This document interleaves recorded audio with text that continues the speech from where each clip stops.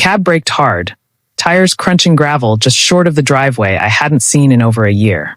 I swung the door open, boots still dusted with Afghan sand, uniform pressed stiff, heart thudding at the thought of surprising Mom with an early return and collapsing into my own bed for the first time in 11 long months.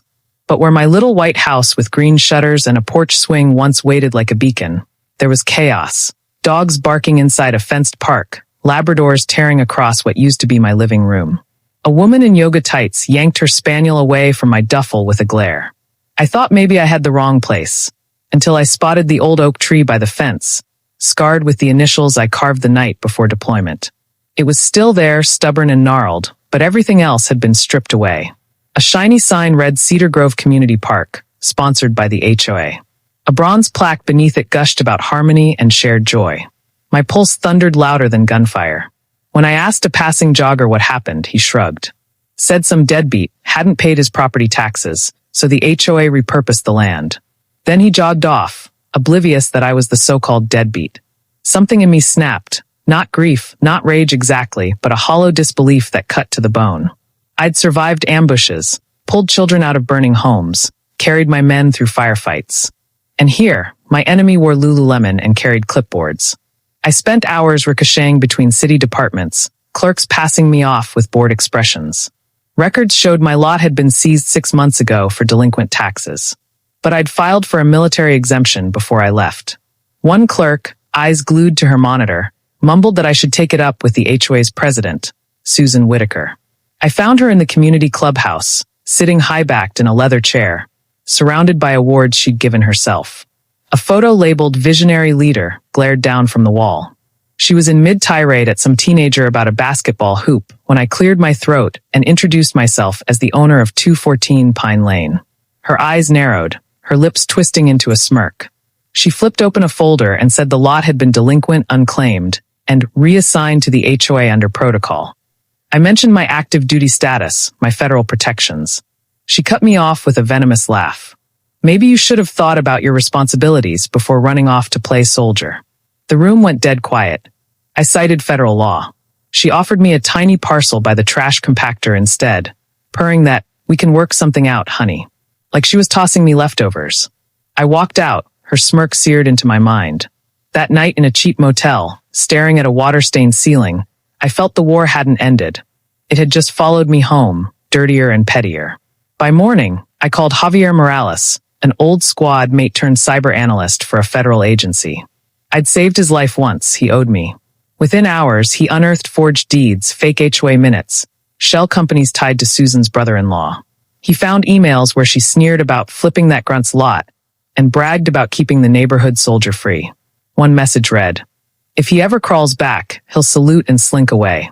The fury that rose in me wasn't wild. It was sharp, precise. A lawsuit would drag on for years, and Susan had lawyers in her back pocket. I needed something she couldn't bury. I remembered Colonel Marcus Reed's promise. "Call me if you ever need help stateside." When I explained, his voice turned iron. "Send me coordinates. Quiet or loud?" I chose loud. Javier compiled the evidence. Fraudulent deeds, illegal construction, zoning violations, Susan's own emails mocking vets. I pinned them on my motel wall beside an old photo of my porch, Mom rocking with her iced tea. That land was my bloodline, and they'd paved it over. I took it to Judge Clara Hensley, a former JAG officer who knew my unit. She called the HOA's scheme a criminal masterpiece, but warned Susan's money could stall justice for years. Then her eyes gleamed. "Unless it falls under federal security grounds, then it can be seized." That was all Colonel Reed needed. Within 48 hours, Operation Homefront was greenlit. A full-scale military-urban training exercise on the very land Susan had stolen. Legal, aggressive, and undeniable. At dawn, Cedar Grove woke to the roar of diesel engines. Humvees rolled over pristine cul-de-sacs, soldiers hammering stakes into the dog park. A Black Hawk rattled the meditation garden.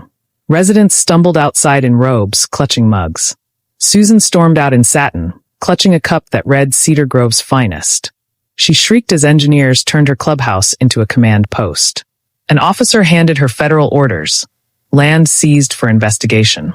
She turned scarlet, shrieking about sovereignty. No one listened. I arrived in an SUV. Susan locked eyes with me. "You did this?" she spat. I nodded. That land you stole? I'm taking it back, inch by inch. Soldiers fenced off the clubhouse, pool, and rose garden. Every one of them built illegally. Susan tried barricading herself inside, but county officials produced keys. Her wine fridge became an MRE cooler. Her living room a briefing hub. Neighbors gawked. Some protested with handmade signs, others quietly cheered.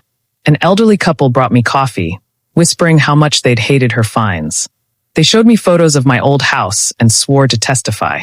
The tide turned. By noon, reporters swarmed.